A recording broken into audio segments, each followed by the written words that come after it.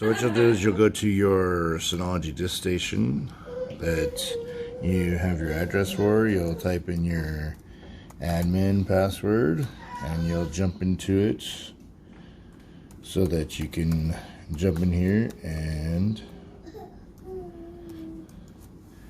once you're in, it'll load up, and then you'll just come over here and you'll come to the hero icon, the person icon, and just shut it down.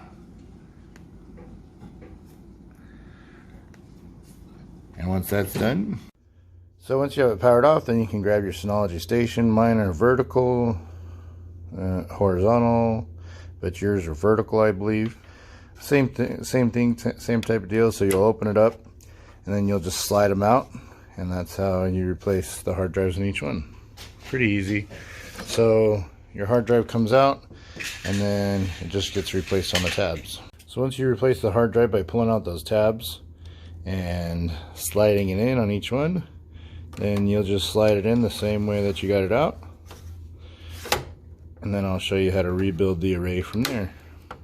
So you'll log back into your disk station, and from there it'll come up and it'll give you that the volume has been degraded. So all you do is come over here and turn your beep off so it stops beeping at you.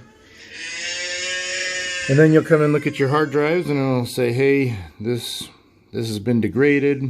Don't worry about that. Just come over here onto action, inside of your storage pool. So all you do is come here to repair, and it'll say, hey, you're repairing this drive, and we're going to format this new one that you just inserted.